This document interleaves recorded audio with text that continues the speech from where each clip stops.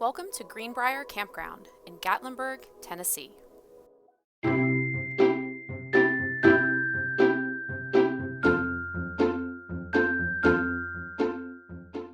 Greenbrier is located about 15 minutes from downtown Gatlinburg. The area is certainly not lacking for things to do, from the most visited national park in the country, to Dollywood, to restaurants, shows, and outlets. There's something for everyone. I highly recommend a drive around the Arts and Crafts Trail to check out some of the amazing local artisans. As a heads up, parking pretty much anywhere downtown is $20, but there is a trolley available if you have some time and would like to save some money. Greenbrier Campground has well over 100 full hookup RV sites, several tent sites, and a handful of rental cabins. There are 2 sections of the campground, but amenities are just a short walk regardless of where you are. The size of the sites vary, so be sure to check when booking that your RV will fit on the site that you've selected. Our site was large enough to allow us to spend time outside without being on top of our neighbors. The roads around the campground are also fairly wide, which of course makes backing into sites that much easier. But the campground is wooded, so mind the trees.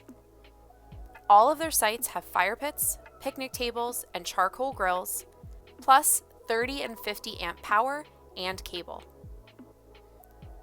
There are several bathhouses located around the property.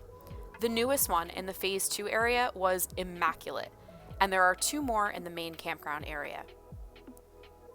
Laundry facilities are also available on both sides. The rate at the time of our visit was $2.50 for a washer and 50 cents for 8 minutes in the dryer.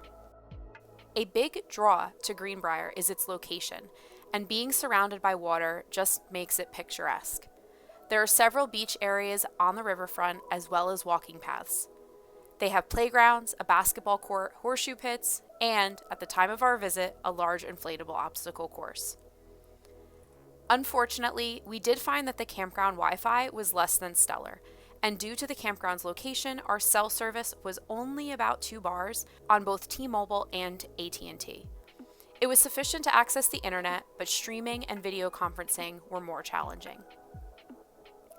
Teddy says that he appreciated the fenced-in dog park so he could run around a bit, but he also loved just walking around the campground and checking out the walking paths.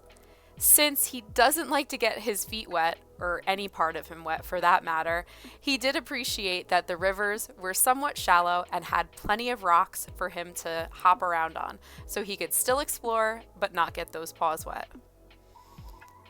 After taxes and fees, we paid just over $100 per night. The sites do vary quite a bit on cost, depending on the size of your RV and thus the size of the site, location in the campground, and when you are looking to visit. If we were to come back to this area, I don't know that we would stay here again.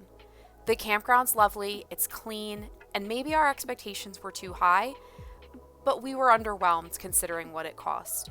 There are so many campgrounds in the area, and Greenbrier's price point just seems a little bit higher than the average.